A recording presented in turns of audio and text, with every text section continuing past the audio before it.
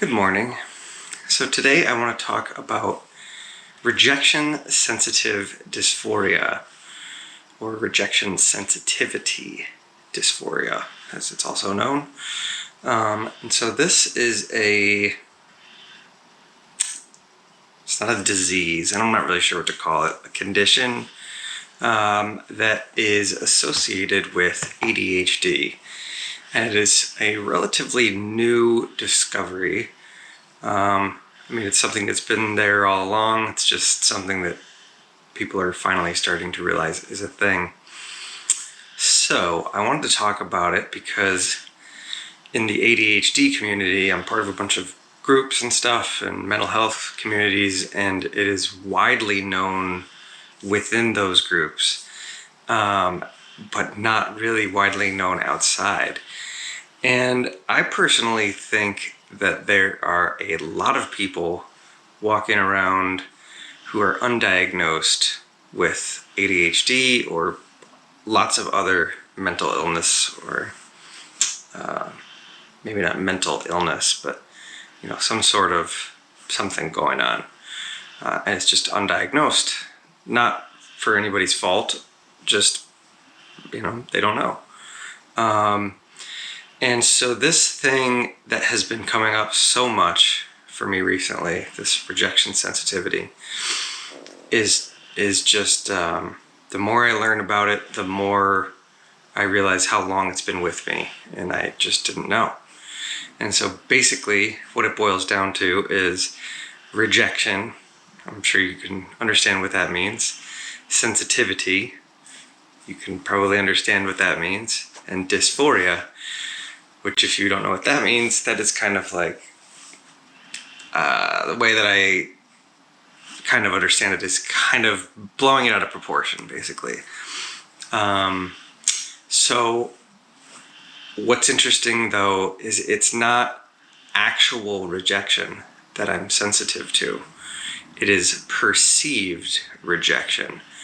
So what ends up happening is, just in a normal conversation, somebody could say something that just triggers me in some way, and I take that as some sort of rejection, and in my head blow it up out of proportion. I rarely speak out about this thing.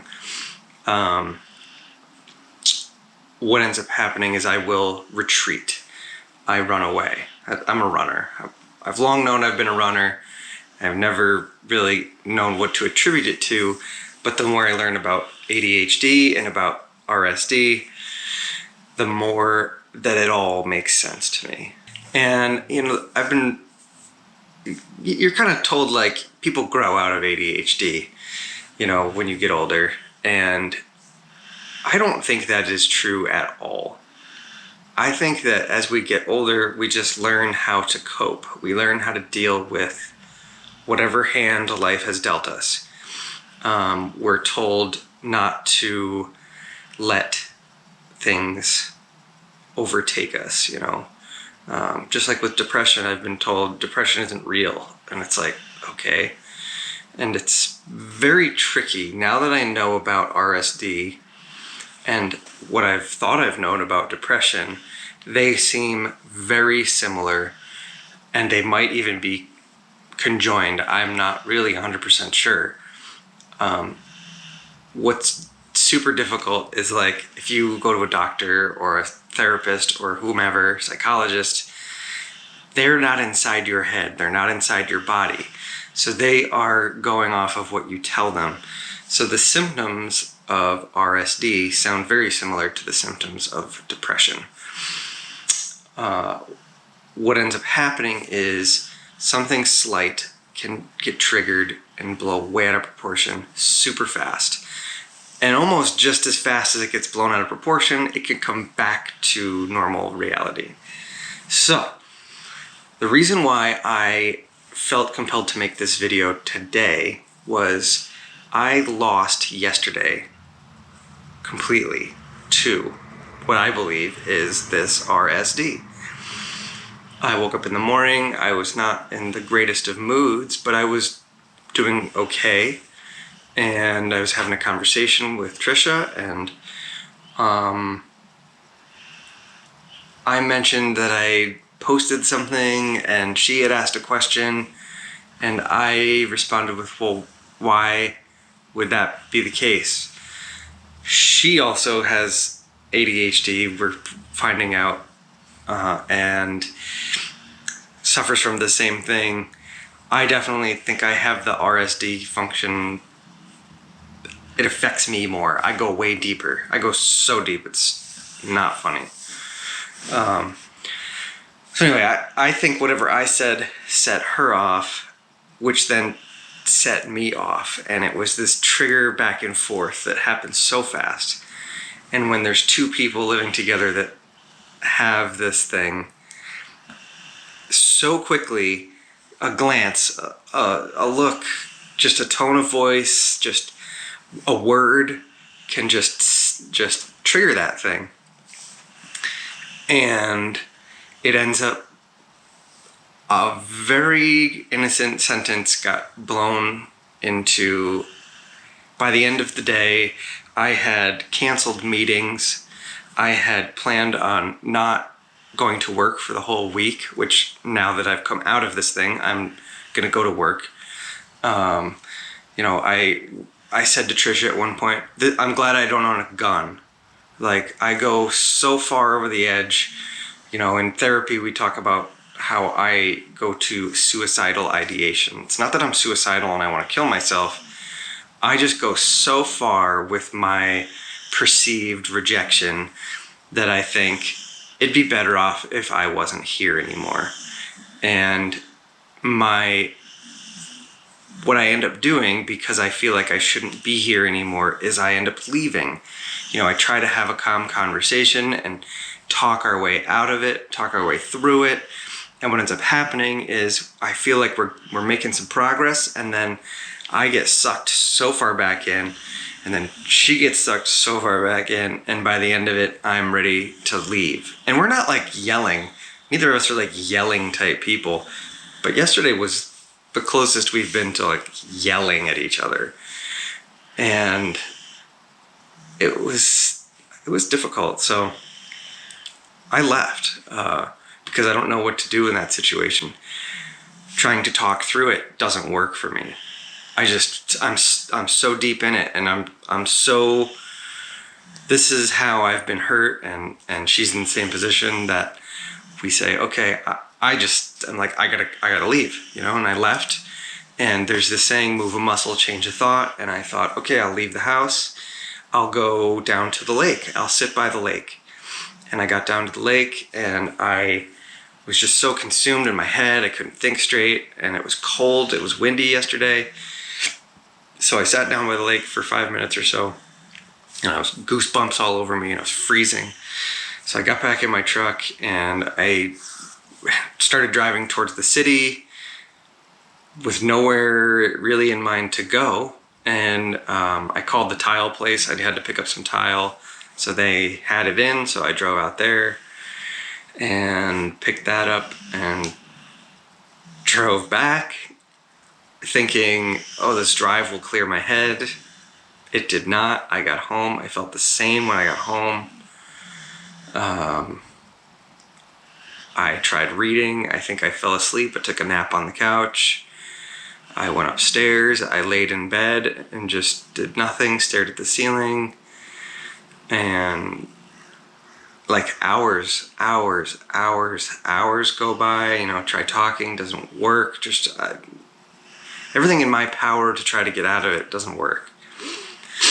So then I eventually was just tired of laying around and trying to nap and sleep it off. And, eventually I'll come out of this, So I came downstairs and I started reading a book, and the book is terrible. I'm reading this book. I just can't stand it. But it's been so boring and so terrible that it makes me tired and fall asleep. So I was like, I'll just go downstairs, I'll read for a little while, it'll make me fall asleep. The book was so terrible, the chapter that I was in was so bad, that it must have pulled me out of my funk. Because I came in the kitchen, and they were in here, and I just said like, this book sucks, and I started kind of laughing about it, and it was enough to crack me out of this trance that I'd been in all day. I couldn't do anything all day yesterday, and then all of a sudden, just as quickly I was in it, I was out of it. And then I go through this feeling silly, like, why do I do that? Then I beat myself up over it, but I try not to. Once I'm out of it, I try to just say, just stay out of it, okay? But there's this sense of, why couldn't you just pull yourself out of it before, And I was trying. I was honestly, seriously trying. But this thing doesn't just go away.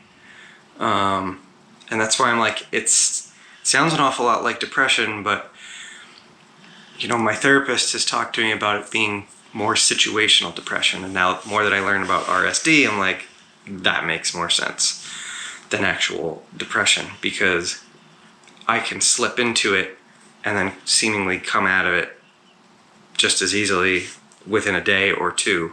Sometimes it takes me a day or 2 or 3 days before I come out of it. I have definitely had long periods, like there was one year I remember I was in a depression that lasted 5 months. Like, couldn't get out of bed, didn't want to do anything for 5 months, and that I would call actual depression. Whether it was situational or whatever, I'm not sure. It was in the middle of winter, and I definitely know a lot of people get a little depressed in the winter, but I mean, I go a little overboard in the winter. Even trying to get outside and snowboard and do things I like, it doesn't do it for me. Exercise doesn't seem to work for me. A lot of people like claim exercise is this miracle cure, and there's been periods of times where I've been exercising regularly and I'm still super depressed, and I'm like, I don't get it. Like, everybody says this is the magic cure, and it doesn't work for me. But anyway, so yeah, I don't know. This thing is, like I said, the more I learn about it, the more sense it makes to me, the more pieces it fills in from things that have happened throughout my life. How, I have very thin skin. I've always known that I've had very thin skin. I did not know that part of ADHD is being incredibly sensitive to everything. I've always known that I've been incredibly sensitive to everything. I just didn't know that it had anything to do with this. And so maybe you're in the same boat. Maybe you have undiagnosed ADHD. I don't know. It's hard to even really get a real diagnosis. You can do online tests and see for yourself if you do, and I will put some links, some resources down below in the description. There's a really great website, Attitude Magazine, I think is what it is. And there's some links on there that are about rejection sensitivity and ADHD that I'm going to put.